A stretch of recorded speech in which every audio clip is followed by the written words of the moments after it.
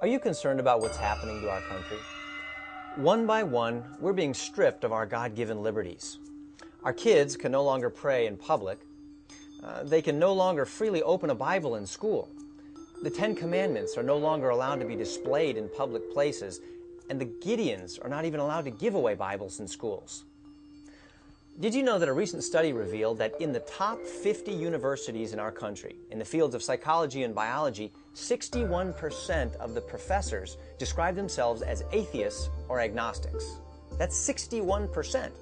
No wonder atheism has doubled in the last 20 years among 19 to 25-year-olds. An entire generation is being brainwashed by atheistic evolution without even hearing the alternative. And it's radically changing the culture of our nation. There's only one way to change the heart of a nation, and that is to change the sinful heart of the individual. And that's through the power of the gospel. Only God can take the sinful heart of a man or a woman and cause them to love that which is right and just and good. Now listen to this. On November 21st, 2009, the world will celebrate the 150th year since the publication of Charles Darwin's book, Origin of Species.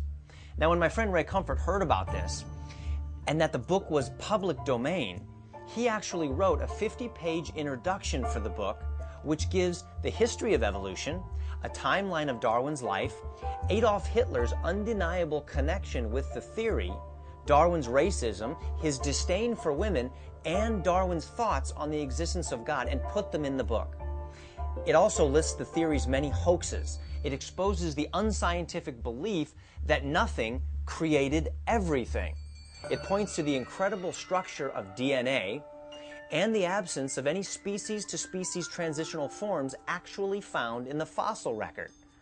It then presents a balanced view of creationism, with information from scientists who actually believe that God created the universe, such as Albert Einstein, Isaac Newton, Copernicus, Bacon, Faraday, Louis Pasteur, and Johann Kepler.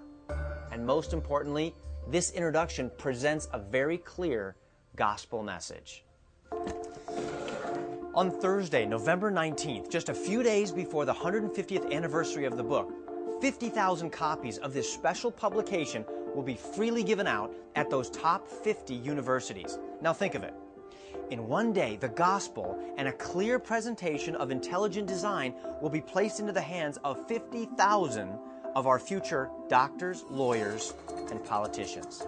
And we're working with Campus Crusade for Christ, Answers in Genesis, and the Alliance Defense Fund to get copies of Darwin's Origin of Species into the hands of this generation.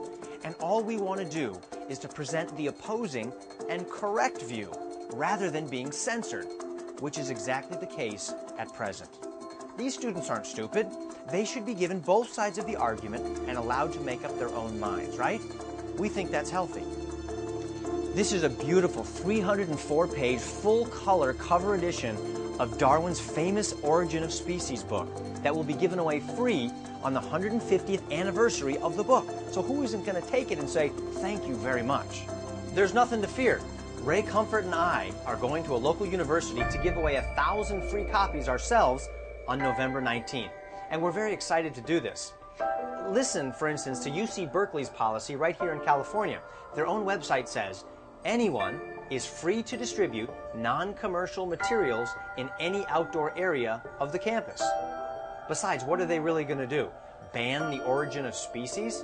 That'd be big news, especially when their own bookstore sells it for $29.99. So get a hold of 100 or 500 or 1,000 copies for yourself or for your church and go to your university.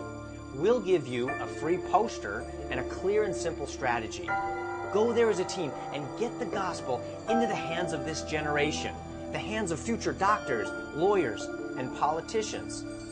Remember, this is America. It's still the land of the free, the home of the brave. And this is a life and death issue. We've had a number of requests from people asking if we could expand our giveaway from 50 to 100 universities. We want to be able to do that, but we need to act quickly and have more books printed. To date, we know of 130 yard sales that are being held across the country to raise money to try and make this happen. One millionaire has said that he'll match the biggest donation given to the project.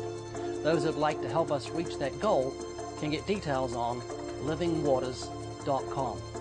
Please be in prayer for us, and thank you for listening.